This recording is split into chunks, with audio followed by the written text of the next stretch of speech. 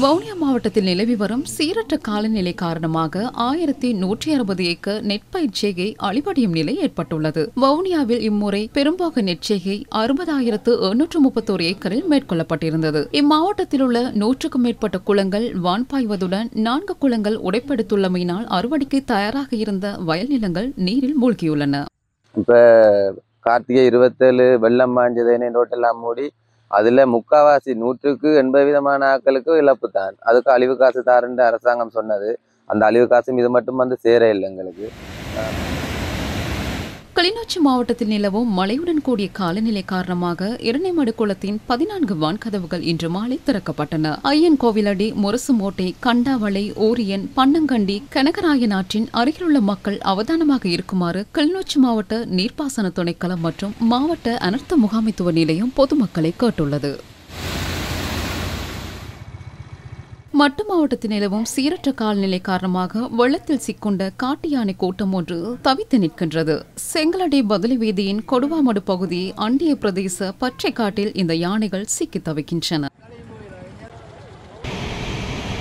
கந்தலாய் குளத்தின் நீர்மட்டம் அதிகரித்து வருவதனால் இன்று 10 வான்கதவுகளும் திறக்கப்பட்டன. கந்தலாய் குளத்தின் மொத்த நீரின் கொள்ளளவு 1,14,000 கன அடியாகும். பலத்த மழை காரணமாக தற்போது நீரின் கொள்ளளவு 1,13,708 கன அடியாக உயர்ந்துள்ளது. வினாடிக்கு 2,000 கன அடி நீர் வெளியேற்றப்படுவதாக கந்தலாய் நீர்ப்பாசன பொறியியலாளர் தெரிவித்தார். அம்பாறை பிரதேசத்தில் தாழ்நில பிரதேசங்கள் முற்றாக வெள்ளத்தில் மூழ்கியுள்ளது. அக்கரைப்பட்டு ஸ்ரீ ராமகிருஷ்ண கல்லூரியிலும் வெள்ள நீர் புகுந்துள்ளது. வகுப்பறைகள், பாடசாலை, நூலகம், பிரதான மண்டபம் ஆகியன நீரில் மூழ்கியுள்ளன. மட்டு மாவட்டத்தின் உன்னிச்சி குளம் வான்பாய்வதனால் கதவுகள் திறக்கப்பட்டுள்ளன. உன்னிச்சி குளத்தின் நீர்மட்டம் இன்று காலை 7 மணி வரை 31 அடி 8 அங்குலமாக உயர்வடைந்துள்ளது. 5 அடி உயரத்தில் 4 வான்கதவுகள் திறக்கப்பட்டுள்ளதாக உன்னிச்சி குளத்தின் திட்ட முகாமையாளர் எஸ் மேகநாதன் தெரிவித்துள்ளார்.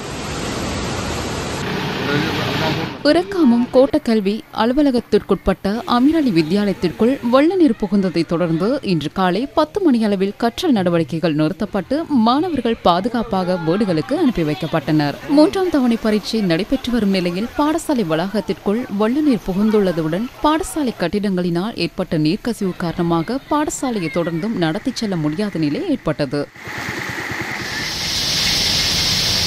ஆலையடிவேம்பு கோட்டக்கல்வி அலுவலகத்திற்குட்பட்ட பாடசாலைகளில் 3ஆம் தவணை பரீட்சைகள் பிற்படப்பட்டுள்ளன. பாடசாலைக்கு சென்ற மாணவர்களை பெற்றோர் சுய விருப்பத்தின் பேரில் வீடுகளுக்கு அழைத்துச் செல்லப்பட்ட நிலையில் இடைநடத்தப்பட்ட பரீட்சை நடைபெறும் திகதி பின்னர் அறிவிக்கப்படும் என பிரதி கல்வி பணிப்பாளர் கே கமல மோகனதாசன் தெரிவித்தார். தோப்பூர் முன்னம்படி வெட்டை விவசாய நிலங்கள் வெள்ளத்தில் மூழ்கியுள்ளன.